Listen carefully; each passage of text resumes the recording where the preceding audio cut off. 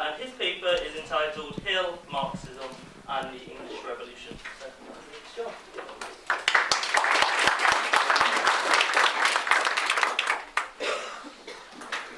Yeah, I guess if they ever restart the This Is Your Life program, Waseem's in for a new job.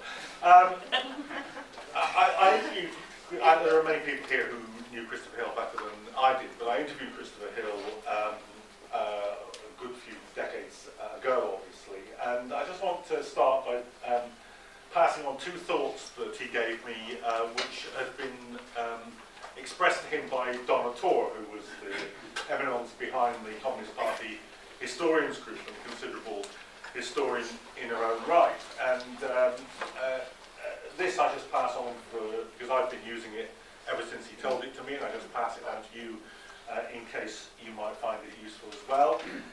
He used to say that whenever he expressed a particularly stupid idea, Donna Tor would say to him, well, comrade, I believe that's an idea that hasn't reached its full formulation. You will use that, I assure you.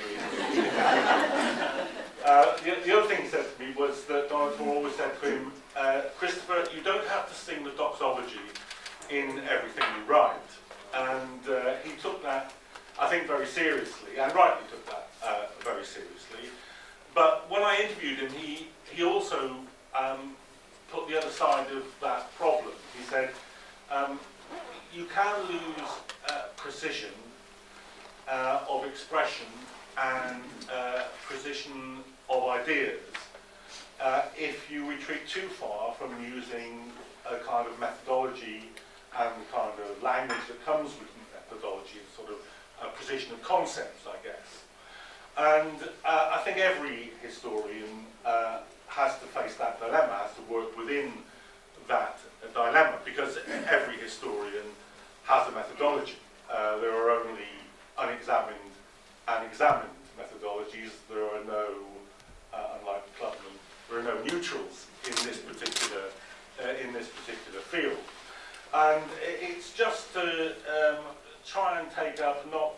Actually, I don't think anybody on this panel is going to talk about the world turned upside down. I think this is not the world turned upside down panel.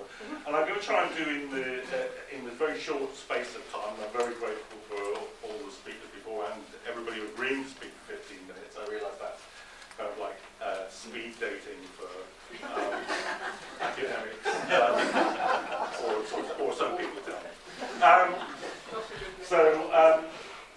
Just let me crack on a little bit. Let's have the first slide. I just want to talk a little bit about some of those methodological problems. And these are some of the places, I think, where Hill's method is either discussed or more kind of prominent in what he was writing than in some others, not exhaustive. Some of the essays from the late 1940s, the famous essay on a bourgeois revolution, and I guess not included on that is the essay on total history. And I think what Hill was trying to do, and this is what he says, I think, at the beginning of the bourgeois revolution essay, is he was trying to recover a little bit of what a methodology, of why a methodology was important, and to kind of clear the ground about some of the misapprehensions as he saw them about the Marxist method. I mean, he starts that essay by saying that it's a bit like the Cretan paradox, all Cretans are liars, and he assumed that everybody who asked you a question about Marxism had started off with a similar kind of assumption about Marxists. So I just want to use this briefly to try and go through some of those ideas.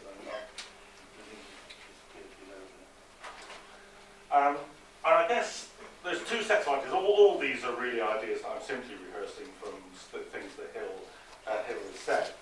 And one of them is really about the specific and particular nature of early modern revolutions and of the English revolutions. And I think he made a number of points about this because he thought that perhaps people came to a view of the English Revolution or a view of what Marxists might be thinking about the English Revolution, which put them in the same frame as later revolutionary experiences, of the experience of 1917 or of 1936 in Spain, or whatever. And I think he was at pains to make it clear that he thought, and that Marxists thought differently about this. And I think one of the great acts of recovery that he did, and it's, I think, still one of the strongest things that he ever wrote, was the Science and Society essay on Marx and Engels and the English Revolution, because it's an amazing act of recovery. You know, those thoughts that Marx and Engels had specifically about the English Revolution are scattered across their vast works, and he brought them together and organised them in a way which made a coherent case. And I think a lot of what he later wrote, a lot of his sort of methodological assumptions were based on that work that he did. Maybe you might well have a different view later, but that's certainly mine. And I think primary among those is the idea that all previous revolutions, including the English Revolution, were movements of minorities or in the interests of minorities. Now, in a way, that offends against the idea of revolution. Revolutions are meant to be kind of movements of majorities, and the case can be made that later revolutions were, that 1848 or the Paris Commune or whatever, were that or had a greater legitimacy in talking about that. In the English Revolution, it was quite clear that you would talk about minorities battling for state power. But what Clarendon, again, this was a useful quote that Hill found, that the dirty people of no name were not really politically represented within it, or not within its outcomes. They were participants in it, but not able to finally and ultimately shape its outcomes. When Clarendon said that the confounding of the commons of England with the common people was the first ingredient into that accursed dose of commonwealth, he's pointing to the way in which, although there was an eruption of popular activity, it was something which perhaps not even the leaders of Parliament thought was constituted by the people, which was a wholly narrower group. And Engels makes this point himself. He'll quote it. Even when the majority took part, they did so, whether wittingly or not, only in the service of a minority. But because of this minority acquired the appearance of being representative of the whole people. Now, there's a whole, I realise there are libraries of material to be debated and discussed. In fact, libraries exist of those propositions being debated or discussed. My point here is a much simpler one, that it would be in Hill's mind, and I think in the minds of most Marxists, simply not debating within the framework of ideas that they were developing to counterpose later ideas of majoritarian revolutions against this particular vision of what was happening in the English Revolution. I think the second complexity which Hill was at pains to make clear to people, and on the third point there, he puts it himself, such is the Marxist concept of the bourgeois revolution. The revolution is overthrown by a middle class that has grown up inside the old society, or Marx's famous formulation of that idea that the new society develops in the interstices of the old society. And I think that idea has enormous consequences for the class struggle and the class structure of the society. It's not a disruption of the old society which involves a kind of mass of outs, a majority of outs, pitted against a tiny minority of ins. It's a question of an internal fracture of the existing old society within the existing old classes. And that's a very different model, if you like, a very different methodological approach than you might find if you were looking at later revolutionary experiences. And that, of course, leads to a kind of class complexity in the way in which you think about social class in this period. I think this is a feature generally of revolutionary experiences, that an a more or less economically homogeneous class doesn't necessarily, almost never, has a homogeneous political representation. And Marx and Engels only really worked with a kind of two-class model of even capitalist society when they were dealing with it at a level of economic abstraction. When you look at what they were actually saying, for instance, in the Civil War in France, there aren't two classes discussed in the Civil War in France. There are, I think, a dozen classes or subsets of classes which are involved in a concrete political analysis of a power dynamic working out, rather than an abstract account of how capitalism developed over a century.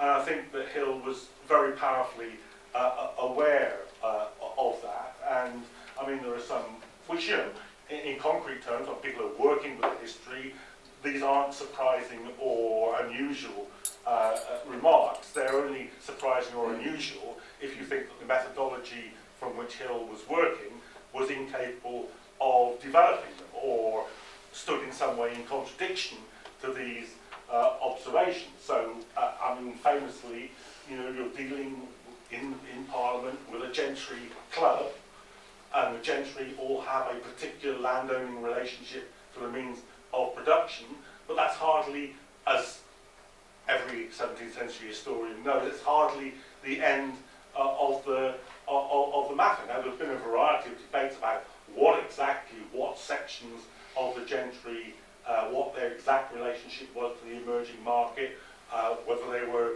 rising or falling gentry. You know, in practice, every historian knows that the gentry works both as a single relationship to the means of production, but examined more closely, there's a whole series of complexities and differences in their exact relationship to the market, or their exact relationship to the state, and that only that level of analysis could possibly lead you to an adequate description of the process of the revolution. So I just want to sort of begin to talk about this and to bring to your mind probably the ways in which Hill and others would work with the idea of class. And I think that, you know, anybody who's simply thinking that class is a question of the relationship to the means of production is probably missing a whole complexity of ways in which Hill and others would have looked at these things. It's not only a question of class location, it's a question of class interest. What's implied by that particular location in the society? Would class interest and class location always align? And in what ways, if it didn't always align, would there be contradictions between them? In what ways would those interests actually form the consciousness, would actually be expressed as understood interests, as absorbed interests, as subjectively experienced interests? In what way would that involve class organisation? In what way would those people group together to pursue those perceived aims or those consciously held views? And that would be different again from class political representation. I mean, it's clear, for instance, that the merchants of London were represented in the guilds, but the guilds didn't have a simple or straightforward relationship with the way in which they were politically represented in Parliament, or neither was it a simple matter of them being able to express themselves with a single voice, devoid of political conflict, within their own institutions. And these would all be automatically, I think, or should automatically be assumed by any historian, and would be methodologically, Marxism properly understood, would be predisposed towards looking for these fissures and contradictions, as well as the alignments between these different senses of the way in which class works. Just to and these are the final points I'll make. There are many places where you could look where I think some of these debates have been misunderstood, or criticisms of Hill and others misapplied. There's a passage in the book that we all have a I'm sure used, and an enormously valuable book, Bruton and Pennington's Members of the Long Parliament, and there's a couple of pages there in the introduction where they point to some of the dangers as they see it of general assertions by both Marxists and their opponents. And they say that, you know, what they found is that royalist and parliamentarian MPs weren't socially distinct, that royalists were not from feudal class backgrounds, that though parliamentarian members came in much greater numbers from the London side of the Severn to Humber line than from the other, the royalists were much more evenly distributed. Now, I felt when I read that, you know, I've read that introduction a number of times, talked about the points that it makes. And it seems to me that it's kind of surprising that you would be surprised by that.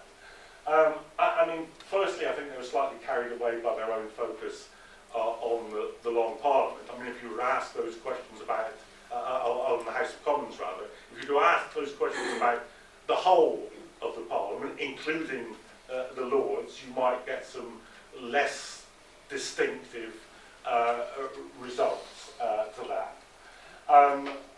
Of course, it would follow naturally from the kind of view that I've been talking about the way in which classes are formed, that a gentry club like the Commons would be divided according to the specific ways, specific places in the country, specific forms of landowning. Not all landowning is the same, not all landowning have the same relationship to the market. You would expect differentiation, political differentiation among that group of people, related at least in part to those differences within the class structure. You'd expect different power relations and different social relations according to how merchants relate to the state. It's a very obvious point that we've probably all made any number of times. If you were part of the old order, integrated into the old system, granted crown monopolies, part of the merchant class, whose livelihood revolved around the court, of course you would have a different view of it, even though simultaneously they're all merchants.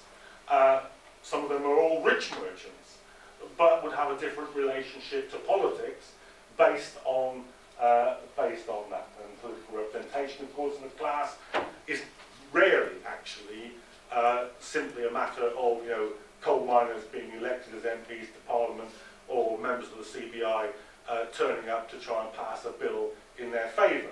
What has happened over many, many generations is that a group of people whose professional business is to argue any case that they're paid to argue, i.e. lawyers, will predominate inside a political institution where the whole business of representing other interests is what's at stake. Of course you'd send a lawyer. That's what you did in any other circumstance. Why not send them off to Parliament to argue your case there? And I mean, these seem to me to be not particularly complex or difficult or uncommon views among historians. My point is not the originality of these observations, merely that they flow naturally from a methodology which Hill adopted and aren't contradictions to that methodology. So that's about really all I've got to say based on a view of Marxism, which I think Hill used very effectively. Not that I've always agreed with everything that he said or all the conclusions, but I would say that those who admire him might want to think that some of what they admire flowed from the methodology that he adopted and don't stand in spite of the methodology that he adopted, and that some of the things that people think of perhaps most common criticisms, and certainly some of the criticisms that were made by the revisionists of Hill, were unfounded given how he understood the way in which Marxism worked.